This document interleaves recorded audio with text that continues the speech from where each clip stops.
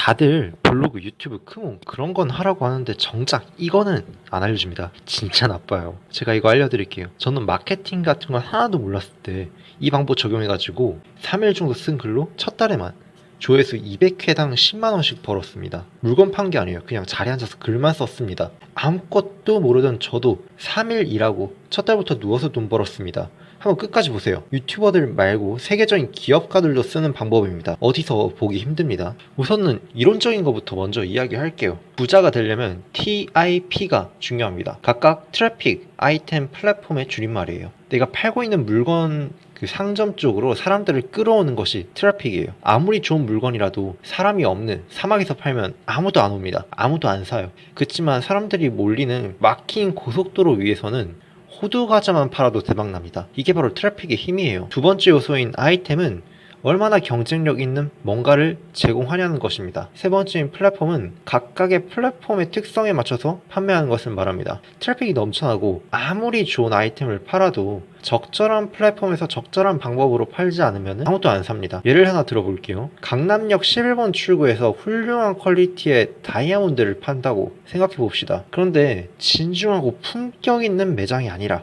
그냥 길거리 상인처럼 길거리에서 팔면은 사람들은 그 다이아몬드가 진짜인지조차 의심하게 됩니다. 길거리라는 플랫폼은 다이아몬드를 팔기에는 적절한 플랫폼이 아니었던 거죠. 반면에 붕어빵 장사하시는 분들, 길거리에서 팔면은 대박 나는 분들 되게 많습니다. 오히려 진중하고 품격 있는 그런 매장에서 붕어빵을 판다는 것 자체가 말이 안 되죠. 이처럼 아무리 넘치는 트래픽과 훌륭한 아이템이 있더라도 적절한 플랫폼에서 팔지 않으면은 잘 안 팔립니다. 이처럼 TIP는 굉장히 중요합니다. 여기서 아이템은 여러분의 전문 영역이니까 이 영상에서 빼고 이야기를 할게요. 그리고 대부분의 신규 사업이 아이템은 좋은데 트래픽이 안 좋아서 그리고 플랫폼을 이상하게 사용해서 잘 안 팔립니다. 대부분의 아이템들은 상향 평준화되어 있어가지고 요즘엔 차별성을 드러내기 힘들죠. 그리고 아이템은 돈이 많거나 기술 좋으면은 끝납니다. 그러니 아이템에 대한 이야기는 제쳐두고 누구나 신경만 쓰면 얻어낼 수 있는 트래픽에 대해서 좀 더 이야기를 해볼게요. 유튜버들이 블로그, 유튜브, 스마트 스토어 하라는 얘기는 정말 많이 해요. 이게 다 트래픽을 얻기 위해서 하는 겁니다. 그런데 이 방법들은 전부 다 알고리즘에 맡기는 수밖에 없어요. 여러분 그냥 네이버 블로그에서 하라는 대로 유튜브에서 하라는 대로 할 수밖에 없습니다. 그렇지 않으면 여러분은 처참히 묻혀버리죠. 그런데 오늘 여러분한테 소개시켜줄 커뮤니티를 이용하는 것은 다릅니다. 커뮤니티 쓰는 거는 장점이 진짜 어마어마합니다. 첫 번째는 친근하다는 겁니다. 여러분의 고객은 이 커뮤니티를 이용하게 되면은 자기와 비슷한 사람들이라고 인식합니다. 나랑은 다른 대단한 유튜버라고 생각하지 않죠.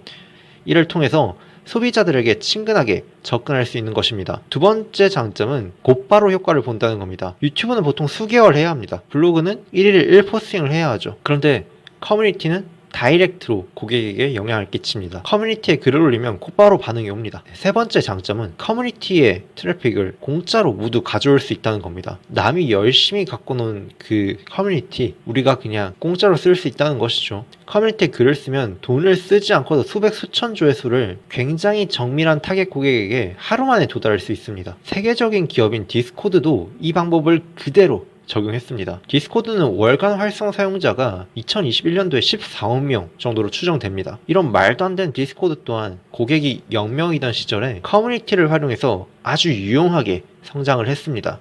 디스코드는 첫 20명의 고객은 지인들과 그리고 지인들의 지인들이었습니다. 하지만 이대로는 뭔가 시원찮았습니다. 그래서 디스코드는 세계 최대 게임 커뮤니티인 레딧을 이용하기로 결정한 것이죠.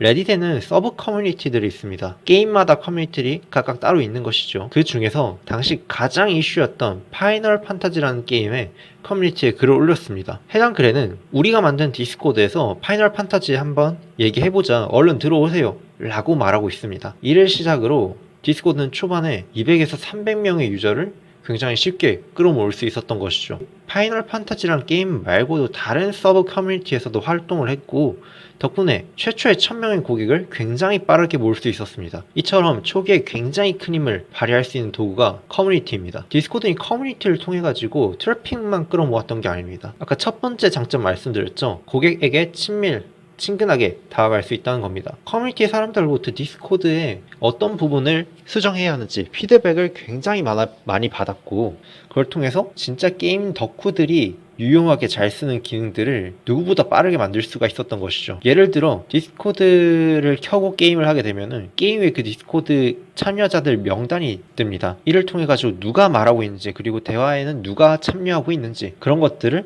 불편 없이 게임을 하면서 바로 확인을 할 수 있는 것이죠. 이거 다 커뮤니티 통해 가지고 디스코드가 추가한 기능입니다. 저도 이 방법 그대로 한번 적용을 해봤었습니다. 저 같은 경우에 제가 작성한 전자책을 커뮤니티를 통해서 한번 팔아보기로 결정했어요. 이 책에는 사업을 시작한 사람들이 빠르게 매출을 내고 빨리 성공을 이어줄 수 있는 방법에 대한 꿀팁을 담아놨거든요. 이 책을 팔려고 스타트업 오픈 채팅방이나 페이스북 그룹 등에 가입을 했어요. 그리고 나서 거기에 글을 올렸죠. 그랬더니 바로 사람들의 반응이 왔습니다. 온라인 커뮤니티 외에도 독서 모임이나 사업가, 오프라인 모임에서도 책을 공개했더니 즉시 구매가 일어났죠. 이런 커뮤니티를 이용하는 방법은 의외로 머리를 쓰면 쓸수록 효과가 좋습니다. 페이스북 그룹, 채팅방, 커뮤니티 사이트 외에도 다양한 곳에 응용을 할 수 있거든요. 제가 쓴 전자책 중에서 외주 개발할 때 꼭 체크해야 하는 것들을 정리한 책이 있습니다. 이 책은 페이스북 그룹, 오픈 채팅방 말고도 외주 계약 플랫폼인 프리모에서도 활용했습니다. 프리모아 사이트에는 외주를 맡아달라고 사람들이 게시글을 올리는데 그 게시글의 댓글로 제가 이 책을 알리기도 했죠. 그 게시글 올린 사람들은 지금 당장 외주 계약을 해야 하는 사람들이기 때문에 제 책을 무시할 수가